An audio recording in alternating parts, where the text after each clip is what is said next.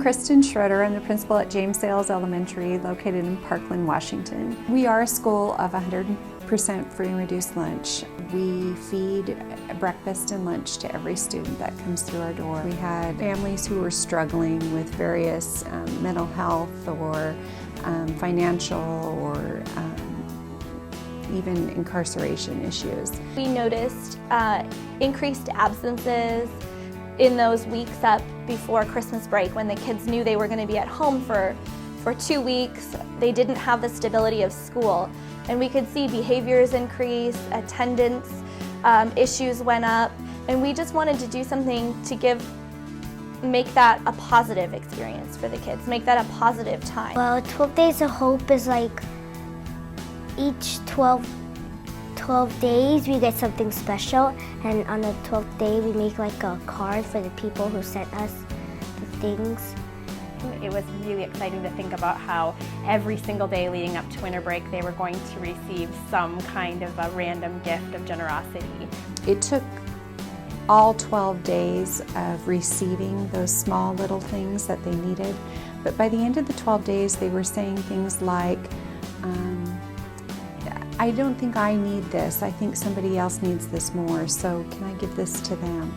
They were looking for opportunities to give back. One of the things that we noticed with the students is that our discipline and behavior incident reports went dramatically down. There was such a sense of hope and excitement and motivation.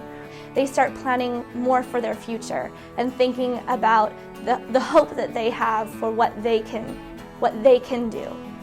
And now it's just grown into such an amazing, wonderful experience for the kiddos, and it's no longer just about what am I going to get, what am I going to get today, but it's also how can I help someone else, how can I pay it forward, and that's fantastic to see. And then after the 12 Days of Hope, when we came back from winter break, finding out that we were going to be on the Ellen Show was just, man, something beyond my wildest dreams. That was probably the most exciting thing of the entire year. We had a big event in the gym where all the kids got to watch, and we were Skyping with Ellen in LA, and Kristen was there, and the kids were all excited, and they're sitting there waiting to hear what's going on, and we were just pumped to see their principal on TV. They had no idea about the money.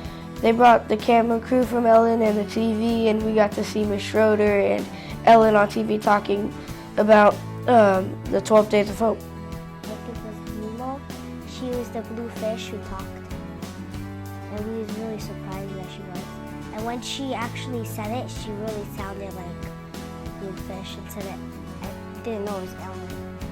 When all the students found out when we were in the gym that we were receiving the grant of $100,000, they just started screaming and jumping up and down and going nuts and waving their arms, and it was amazing, and it was so exciting. Definitely a memory that I'll never ever forget. Yeah, we were actually all jumping up and being so excited, clapping our hands. Some of us was even screaming. They were really, really excited. They started screaming, saying, "I love you, Mrs. Schroeder, you're the best." The TV didn't hear this, but some boys were like, "Hoo, hoo, hoo, hoo."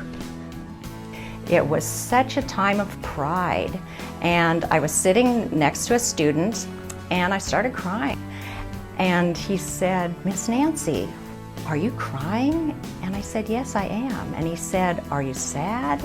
And I said, "No, I'm proud."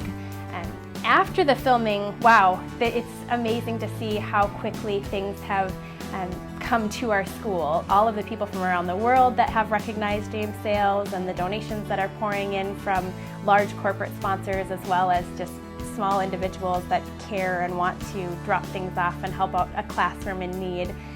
It's been really incredible. Even more so than the money, the biggest impact that our award has had has been on our community and our school community at large. Our parents have been more involved than what I've ever seen in the last 6 years. Parents have started calling, coming in, asking more and more what they can do to help us. when it comes to activities that we have, maybe before school, after school. They are wanting to volunteer more in our classrooms. The support is phenomenal. I think I'm just happy to be a part of like a brand new start here at James Sales. Well, then the big task came of what are we going to do with the money?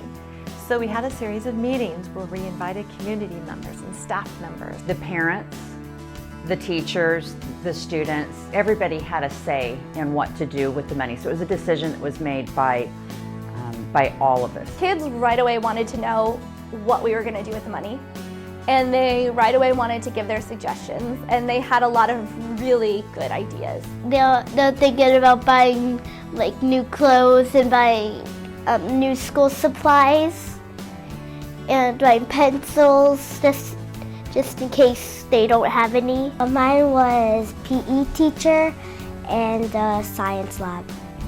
We'll get new books for the library, a new playground, and some other things that I forgot. One was a new amplifying system in the gym so that when we're doing our celebrations and our performances and things, the performers can actually be heard and appreciated, and we felt like that would be motivating to our community and to our performers for that. And the thing that we really desperately needed was an update in our library. Our books, we have a lot of books, but a lot of our books are outdated or from the 1960s and 70s and haven't been redone in quite a while. We designed a new playground so that we could have fitness stations and really rotate through those and make sure that kids were staying active and healthy with that. I was very excited. It was like a really big improvement because it's better than just having one playground thing, and it's very cool. You have a glider thing, and you have an exercising area. I sometimes come here right after school so that I can get away from my family sometimes. So. Well, I usually come down here to take my friends and my family to see what happened to them in the playground. Oh, I'm going to use this all the time. They have a track around here now to where parents can walk, and you know, you can walk and still watch your child, you know, feel safe. We don't have many parks out here in Parkland. We have to go like about 20, 30 blocks down just for our toddlers to play. So now we have something in our hometown. I'm a realtor with Better Homes and Gardens Real Estate, and you know, it has been a struggle, but now it's been getting better. And I think the Playful City designation will actually really help it. It helps bring more grants into the district as well, because then the government is more willing to add more funds to the community, which can only make it better. Also, the county then usually will help with it, help with the maintenance. Again, that helps out because then the school isn't required to take care of it all. You know, I worry about her health and, you know, just her well-being sometimes because it can be a stressful job, but you know, you see this and you know, you sort of understand. It brings you back to why she does all of this. I thought this would all fade, but it's still so wonderful to know just the recognition that we got. And I believe that Target and Ellen, what they recognized in our school was that we are resilient, that our students, their families, and the staff, that we rise above when there are difficult situations. And we weren't given this money because there's something wrong with our school. We were given it because there's something right.